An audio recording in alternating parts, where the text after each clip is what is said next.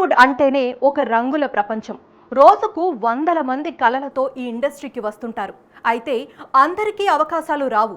వచ్చిన అవకాశాన్ని నిలబెట్టుకోవడం అంత సులభం కాదు. ఇలాంటి తరుణంలో సినిమా ఇండస్ట్రీలో ఒక సరికొత్త విప్లవానికి తెరలేచింది.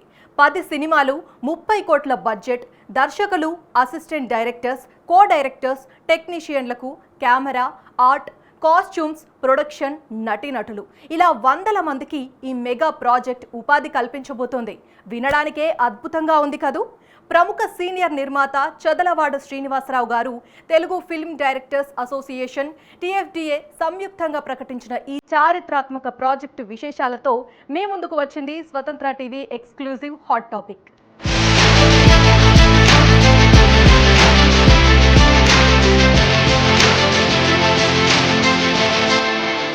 తెలుగు చలనచిత్ర పరిశ్రమలో చదలవాడ శ్రీనివాసరావు ఎన్నో విజయవంతమైన చిత్రాలను నిర్మించి పరిశ్రమ కష్టసుఖాలను దగ్గరుండి చూసిన ఆయన ఇప్పుడు సరికొత్త నిర్ణయంతో టాలీవుడ్ దృష్టిని ఆకర్షించారు.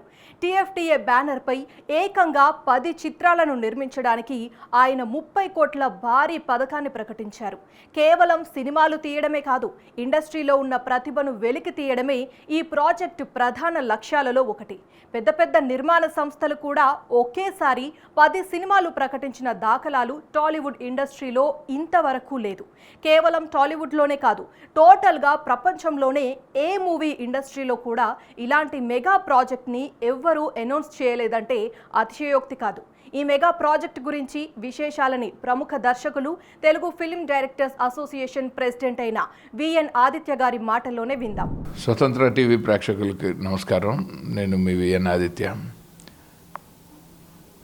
ఈ మధ్య ప్రముఖ నిర్మాత శ్రీ చదలవాడ శ్రీనివాసరావు గారు 2 రోజుల క్రితం ఆయన APFDC బోర్డు మెంబర్గా కూడా ఎన్నికయ్యారు.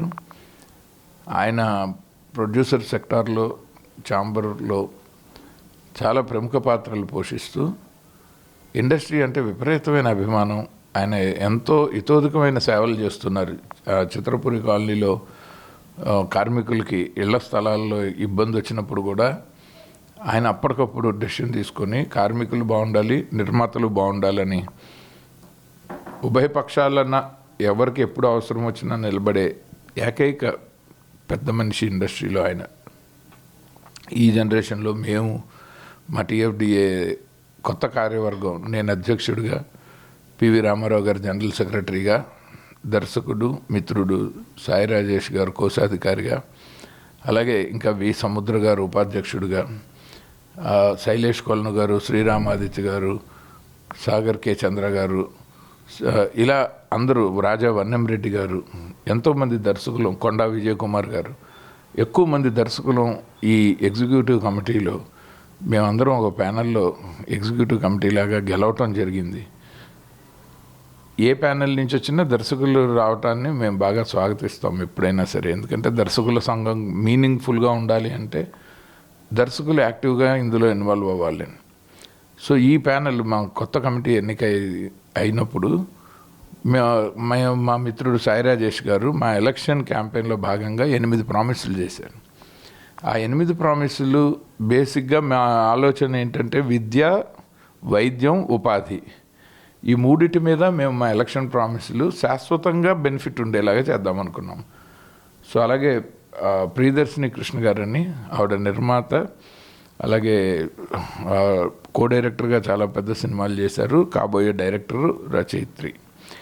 సో ఆవిడ ఆధ్వర్యంలో ఆడపిల్లలకి ఎడ్యుకేషను, అలాగే సాయి రాజేష్ గారు ఇన్సూరెన్స్లు 700 మంది మా మెంబర్స్కి 2200 మంది మొత్తం ఫ్యామిలీ మెంబర్స్తో కలిపి వాళ్ళకి ఇన్సూరెన్సులు చేయించారు. 1,46,00,000 ఆయన. అలాగే అనిల్ రావుపూడి గారు, వెంకీ అట్లూరు గారి ద్వారా సాహు గారపాటి గారు, సుస్మిత కొనదెల గారు, త్రివిక్రమ్ శ్రీనివాస్ గారు, నాగవంశీ గారు, ఇలా ఈ 2 దర్శకులు వాళ్ళ నిర్మాతలతో కలిపి 27 లక్షలు నేను అసోసియేషన్కి ఫండ్ చేయటం జరిగింది. సో ఈ సంవత్సరం 2026 నవంబర్ వరకు సభ్యులకి ఇన్సూరెన్స్ డోకా లేకుండా చేశాము. దగ్గర ₹1 కోటి పైనే మా సభ్యులు, వారి కుటుంబ సభ్యులు దాన్ని వాడుకున్నారు. సో అలా వైద్యం మీద మేము ఫోకస్ పెట్టాము. నెక్స్ట్ ఉపాధి. ఎప్పుడైనా సరే ఒక అసిస్టెంట్ డైరెక్టర్ని చేయటం అనేది ఇండస్ట్రీలో చాలా కష్టమైన విషయం. ఎందుకంటే అది మార్కెట్. ఒక నిర్మాత మన మీద డబ్బులు పెట్టాలంటే మార్కెట్ ఉండాలి. సో మార్కెట్ ఉన్న సినిమాలు చేయాలి. ఒక యూనియన్కి సినిమాలు చేయాల్సిన అవసరం ఉండదు. సినిమాలు జరుగుతున్న సినిమాల్లో ఏదైనా ఇబ్బంది వస్తేనే యూనియన్లు అనే ఆ పాత తరం ఆలోచనలను మేము పక్కన పెట్టి సాయి రాజేష్ గారు 11 మంది నిర్మాతలతో మేము కథలు సెలెక్ట్ చేసి ఒక కమిటీ వేసుకొని మీకు అపాయింట్మెంట్ తీసుకుంటామని చెప్తే మైత్రి మూవీస్ నవీన్ గారు, రవిశంకర్ గారు, సితారా నాగవంశీ గారు, బన్నీవాస్ గారు, ఎస్కేఎన్ గారు, ఇలాగా వంశీ కృష్ణ గారు, అలాగే వంశీ నందిపాటి గారు, ఇలా అందరూ ప్రముఖులు, ధీరజ్ మొగిలినేని గారు, ప్రియదర్శిని కృష్ణ గారు, ఇలా వీళ్ళందరూ ఆ కథలు వింటామన్నారు. ఆ తర్వాత సినిమా తీసి ఇబ్బంది పడుతున్న మా కొత్త దర్శకులు కానీ మా దర్శక మిత్రులకు కానీ 3 ప్రముఖ పంపిణీదారుల ద్వారా ఆ సినిమాలు రిలీజ్ చేసే ప్రక్రియను ఒక ప్రామిస్ కింద పెట్టాం. ఇది చూసి చదలవాడ శ్రీనివాసరావు గారు చాలా ముచ్చటపడి ఇలాంటి ఆలోచనలతో ముందుకొచ్చిన కమిటీ ఆధ్వర్యంలో నేను 10 సినిమాలు 30 కోట్లు పెట్టి మీరు తీయటానికి అవకాశం ఇస్తాను, రిస్క్లో మీకు సంబంధం లేదు, ప్రాఫిట్ వస్తే 50% యూనియన్కి ఇస్తానని చెప్తే దానికోసం మేము ఒక కమిటీ వేసాం. శ్రీ కె అజయ్ గారని మాతృదేవో భవ ఇలాంటి మంచి సినిమాలు మనకు అందించిన మోస్ట్ సెన్సిబుల్ డైరెక్టర్ అయిన అజయ్ కుమార్ గారు, ఆయన్ని చైర్మన్గా పెట్టి ప్రసన్న కుమార్ గారు ప్రొడ్యూసర్ కౌన్సిల్లో ఆయన జనరల్ సెక్రటరీగా అండ్ పలు కీలక బాధ్యతలు పోషించినా కూడా ఆయన మాకు లైఫ్ మెంబరు డైరెక్టర్స్ అసోసియేషన్లో. అలాగే ఎన్ సాయి రాజేష్ గారు, సముద్ర గారు, శ్రీరామ్ ఆదిత్య గారు, వేణు ఊడుగుల గారు, నవీన్ మేడారం గారు, వీళ్ళని పెట్టి ఒక కమిటీని ఫామ్ చేశాం. ఈ కమిటీకి లైజానింగ్కి సూపర్విజన్కి అధ్యక్షుడిగా నేను, జనరల్ సెక్రటరీగా పివి రామారావు గారు, మేము మా టాలెంట్ వర్సెస్ కమిటీ మెంబర్స్ మధ్యలో మేము ఫెసిలిటేటర్స్ కింద ఉంటామన్నమాట. ఇలా ఏ కమిటీ అయినా మా ఆఫీస్ బేరర్స్ 3, ఒకళ్ళని యాక్టివ్గా ఇన్వాల్వ్ అయితే ఇంకొక 2 సూపర్విజన్ కింద, అలా మేము ఒక పద్ధతి అనుకున్నాము. సో ఈ కమిటీ ఏంటంటే ఇది ఫామ్ చేసిన దగ్గర నుంచి మేము మా వాళ్ళకి ముందు కాంపిటీషన్లో వాళ్ళు మార్కెట్లో కంపీట్ చేయాలి, అసోసియేషన్ ఏదో ఫ్రీగా డైరెక్టర్లను చేస్తుంది కదా అనే రిలాక్స్డ్ నేచర్ లేకుండా ఉండటానికి set of rules and regulations frame చేసాం. ఒక్క సినిమా తీయడానికే 2-3 సంవత్సరాలు పడుతున్న టైంలో 10 సినిమాలు ఎలా తీస్తారు? ఈ 30 కోట్ల రూపాయల బడ్జెట్తో 10 సినిమాలు ఎలా సాధ్యం? మేము ప్రెస్ మీట్ పెట్టి అనౌన్స్ చేయగానే మొట్టమొదటి అది ఇండస్ట్రీకి షాకే. కొంతమంది పెదవి విరిచిన వాళ్ళు ఉన్నారు, కొంతమంది ఇలాంటివి ఎప్పుడు చూడలేదు కాబట్టి అవ్వదనుకున్న వాళ్ళు ఉన్నారు. ఖచ్చితంగా అవుతుందని నమ్మిన వాళ్ళు మాత్రం నన్ను పర్సనల్గా కలిసి ఇది ఒక గొప్ప ఇనిషియేషను, ఇప్పటివరకు లేదు కాబట్టి దీన్ని ఎవరూ సరిగ్గా అర్థం చేసుకోవట్లేదు, కానీ మీరు చేస్తున్న విధి విధానాల్లో ఇది ఒక ల్యాండ్ మార్క్, ఒక హిస్టారికల్ మూవ్ అవుతుంది. అది ఇండస్ట్రీకి కూడా హెల్ప్ చేస్తుంది. ఎందుకంటే నిర్మాతలకి విడిగా ఒక డైరెక్టర్ మీద ఇంత డబ్బులు ఖర్చు పెట్టి ఆ తర్వాత అది లాభం కంటే నష్టాలు ఎక్కువ వస్తుంది అంటే ఓన్లీ 2% సక్సెస్ రేట్ ఉన్న ఇండస్ట్రీలో మీరు డైరెక్టర్స్ అందరు కలిసి బ్రెయిన్ స్టార్మ్ చేసి ఒక కథని మీరు షూటింగ్కి తీసుకెళ్ళటం ద్వారా ఆడియన్స్కి ఎక్కువ క్లోజ్ అవ్వటానికి అవకాశం ఎక్కువ ఉంది. అందులోనూ మీరు ఎవరో సీనియర్ పీపుల్, రిటైర్ అయిన పీపుల్ కాకుండా ఎక్స్పీరియన్స్డ్ పీపుల్తో పాటు యంగ్ హ్యాపెనింగ్ ఫిల్మ్ మేకర్స్ని ఈ ప్రాజెక్ట్లో ఇన్వాల్వ్ చేశారు ఈ కమిటీలో. కాబట్టి ఇవాల్టి ట్రెండ్ అంటే జెన్జీ ఫిలిమ్స్ ఎలా ఉంటాయి అన్నది మీకు అలాంటి కంటెంట్నే వాళ్ళు సెలెక్ట్ చేస్తారు, అలాంటివే మార్కెట్ అయ్యే సినిమాలే చేస్తారు అన్న నమ్మకం మా నిర్మాతలకు ఉంది. సో మేము కూడా ఈ బాటలో మేము కూడా ఇన్వెస్ట్ చేయడానికి తయారవుతున్నామని చెప్పి నాకు 3 నిర్మాతలు చెప్పారు పర్సనల్గా. సో బై ఆల్ మీన్స్ ఇది ఇండస్ట్రీలో మిక్స్డ్ రియాక్షన్సే ఉన్నాయి. జరిగి సక్సెస్ అయినప్పుడు డెఫినెట్గా 100% గొప్ప రియాక్షన్ వస్తుంది అని మేము కూడా బలంగా నమ్ముతున్నాం. ఈ సినిమాలకి కథల్ని ఎలా ఎంపిక చేస్తారు? అసలు ఎలాంటి సినిమాలు తీస్తారు? ఆ సినిమాల్ని ఎలా రిలీజ్ చేస్తారు? నేటి కాలంలో ఒక్క సినిమాకే 100 కోట్లు ఖర్చవుతుంటే చెదలవాడ శ్రీనివాసరావు గారి ప్లాన్ ఏంటి? ఇలాంటి ఎన్నో సందేహాలు సినిమా ఇండస్ట్రీలో ఉన్నాయి. ఈ విశేషాల గురించి ప్రముఖ డైరెక్టర్ శ్రీ అజయ్ కుమార్ గారు స్వతంత్ర టీవీతో మాట్లాడారు. ఎలా మొదలైందంటే మాకు ఈ మధ్య డైరెక్షన్ డిపార్ట్మెంట్ ఎలక్షన్స్ జరిగినాయి. ఆ ఎలక్షన్స్లో కొత్తగా ఎన్నికైన వాళ్ళందరూ కలిసి చదలవాడ శ్రీనివాసరావు గారిని ఫెసిలిటేట్ చేద్దామని చెప్పనేసి అని ఆయన దగ్గరికి వెళ్ళారు వీళ్ళంతా. కొల్లూరు దాదాపు 50 కిలోమీటర్స్ ఉంటుంది ఇక్కడ నుంచి. ఆయన దగ్గరికి వెళ్ళారు. ఆయన దగ్గరికి వెళ్ళి ఆయన్ని కలిసేసి వాళ్ళందరినీ ఈయన ఫెసిలిటేట్ చేశారు, వీళ్ళేమో ఆయన చేశారు. అందరూ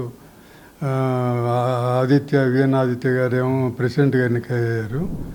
సో ఈయన శ్రీనివాసరావు గారికి శాలువాలు కప్పటం, శ్రీనివాసరావు గారి ఏళ్ళకి శాలువాలు కప్పటం, అట్లాగా ఏదో మీట్ అవ్వటానికి అని చెప్పనేసి అని వెళ్ళాం. వెళ్ళిన తర్వాత ఇక మాట్లాడుకునేటప్పుడు అసలు ఏంటి డైరెక్షన్ డిపార్ట్మెంట్ వాళ్ళకి ఆపర్చునిటీస్ ఎలా వస్తున్నాయి, ఏంటి బాగానే ఉన్నారా ఇదని చెప్పనేసి అని శ్రీనివాసరావు గారు అడిగితే అప్పుడు వీళ్ళు చెప్పారు. అంటే ఎవరికో వచ్చిన వాళ్ళకే దొరుకుతున్నాయి కానీ కొత్త వాళ్ళ టాలెంట్ ఉందండి, వాళ్ళని ఆపర్చునిటీస్ రావటం లేదు. డైరెక్టర్స్ దగ్గర వాళ్ళ దగ్గరికి వెళ్ళి ప్రొడ్యూసర్ల దగ్గరికి వెళ్ళి చెప్పడానికి కానీ లేకపోతే వాళ్ళంతా అంత సోర్సెస్ దొరకటం లేదు. అందుకని ఉన్నవాళ్ళకి ఉన్నాయి, లేని వాళ్ళకి మాత్రం టాలెంట్ ఉన్నా కూడా అలాగే ఉండిపోతున్నారని చెప్పనేసి అని విఎన్ ఆదిత్య గారు చెప్పడం జరిగింది. అప్పుడు ఆయన ఆలోచించుకొని మరి ఆయన ఆలోచన ఏంటో తెలియదు. వెంటనే ఆయనకి అప్పుడప్పుడు సడన్గా ఆలోచించకుండా చాలా డ్రాస్టిక్ స్టెప్స్ తీసుకుంటుంటాడు. అలాంటిది ఎవరికి తెలియదు. మేము అక్కడే ఉన్నాము, అంతకుముందు వాళ్ళు వస్తున్నారని నేను కూడా వెయిట్ చేస్తున్నాను, వాళ్ళని కంగ్రాట్ చేద్దామని చెప్పనేసి అని. వాళ్ళు ఆ మాట చెప్పగానే ఆయన ఆలోచించి, అయితే ఓ పని చేయండి, నేను ఒక 30 crores మీకు ఇస్తాను, ఒక 10 సినిమాలు, చిన్న సినిమాలు, అంటే మీరు ఇప్పుడు కొత్త వాళ్ళంతా ఎంకరేజ్ చేయాలని కదా, ఒక్కో సినిమాకి 3 crores అని చెప్పిన బడ్జెట్ పెట్టుకొని ఒక 10 సినిమాలు చేయండి. మీరు అంతకుముందు ఏం చేశారంటే డైరెక్షన్ డిపార్ట్మెంట్ వాళ్ళకి ఇన్సూరెన్స్ కట్టాలని ఇదంతా కట్టాలని వాళ్ళ దగ్గర వీళ్ళ దగ్గర అడిగి పాపం పోగు చేశారు. ఇప్పుడు ఈయనకి ఆ మాట చెబితే ఆయన ఏమన్నా అంటే అసలు ఒకళ్ళ మీద మీరు పోయి అడగటం అని డిపెండ్ అవ్వాల్సిన పనే ఉంది, నేను 30 కోట్లు ఇస్తాను, మీరు 10 సినిమాలు చేయండి. ఆ సినిమాల మీద వచ్చిన డబ్బు 50% లాభంలో 50% నాకు, 50% మీరు తీసుకుందరు. కానీ మీకు ఆ రకంగా ఫండ్ రైజ్ అవుతూ ఉంటుంది. ఒకవేళ లాస్ వస్తే మీకేం సంబంధం లేదు, లాస్ అంతా నేను భరిస్తాను, లాభంలో వస్తేనే మీకు 50% నాకు 50% అని చెప్పారు. అప్పుడు అది అందరం షాక్ అయ్యాము అసలు. ఎందుకంటే ఇలాంటి స్కీమ్ అనేది, ఇలాంటి ఆలోచన అనేది వరల్డ్లో ఇంతవరకు ఏ ప్రొడ్యూసర్కి రాలేదు. వాళ్ళకి డబ్బులుంటే వాళ్ళు ప్రొడక్షన్ పెట్టుకొని వాళ్ళు చేసుకుంటారు. కానీ ఇలా ఒక డైరెక్షన్ డిపార్ట్మెంట్కి, అంటే హైయెస్ట్ టాప్ డిపార్ట్మెంట్ అదే సినిమాలు చేయాలంటే, అలాంటి డిపార్ట్మెంట్ మీద బాధ్యత పెట్టేసి ఆ యంగ్ టాలెంట్స్ని బయటికి తీసుకురావాలనే ఉద్దేశం ఆయనకి కలిగింది. అందుకని ఆయనకి ఏం సంబంధం లేకుండా ఓన్లీ 30 crores మనీ మాత్రం ఇచ్చేస్తాడు. తక్కిన బాధ్యతలన్నీ డైరెక్షన్ డిపార్ట్మెంటే. ఆ కథలు సెలెక్ట్ చేసుకోవటం కానీ, ఆర్టిస్టులు సెలెక్ట్ చేసుకోవటం కానీ, అది రిలీజ్ అయితే సారే చేసుకుంటారు, శ్రీనివాసరావు గారు చేసుకుంటారు. వీలైతే తెలుసుంటే ఓటీటీ బిజినెస్ అదంతా చేసుకోవటం కానీ అదంతా కూడా మా పని. సార్ మాత్రం రిలీజ్ చేస్తారు థియేటర్లో డైరెక్ట్గా. సో ఈ మాట చెప్పేస్తే మాకు అందరికీ షాక్ అయ్యాము. యాక్చువల్గా మేమందరం కూడా ఇదేంటి అసలు లాస్ కూడా సంబంధం లేదంటున్నారు, లాస్ వస్తే ఆయన పెట్టుకుంటా అంటున్నాడు, ప్రాఫిట్ వస్తేనేమో 50% తీసుకోమంటున్నాడు అని చెప్పనేసి అని అసలు నమ్మబుద్ధి కాలేదన్నమాట. అలాంటి షాక్ ఇచ్చారని శ్రీనివాసరావు గారు.